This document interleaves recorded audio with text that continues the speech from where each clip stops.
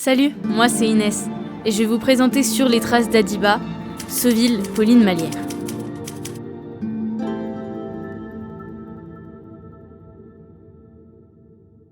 Institutrice à Saint-Ouen-les-Parrais, Pauline rencontre Adiba en juillet 1940, quelques semaines après les combats qui se sont déroulés dans la région.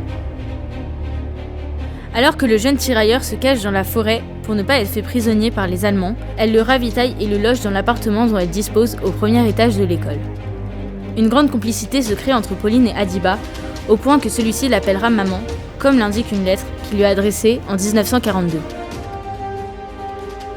Une autre correspondance d'Adiba témoigne aussi de leur relation. Il écrit alors : J'ai rencontré une dame alsacienne réfugiée dans les Vosges qui s'est occupée de nous ravitailler, moi et mes camarades, depuis le 12 juillet 1940.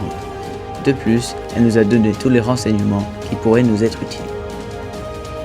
Pauline Malière s'engage dans la résistance avec Adiba dès les premiers mois de l'occupation. Il cache des soldats en fuite et des tirailleurs africains et les aide à passer en zone libre.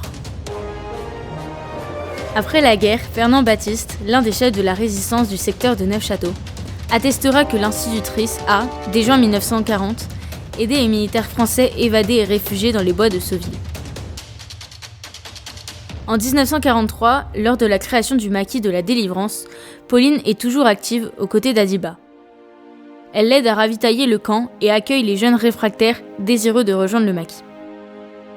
C'est le cas notamment pour 2 Alsaciens enrôlés de force dans l'armée allemande et qui choisissent de déserter.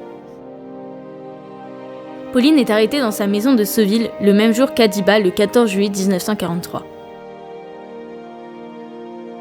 Elle est emprisonnée à Épinal à la prison de la Vierge et condamnée à la déportation. À partir de janvier 1944, elle séjourne dans plusieurs prisons et camps de travail en Allemagne. Elle est finalement libérée au printemps 1945 et rentre à Sauville le 15 juin où elle retrouve son mari et ses 2 enfants, Jean et Liliane. Pauline Malière meurt de sa belle mort en janvier 1976.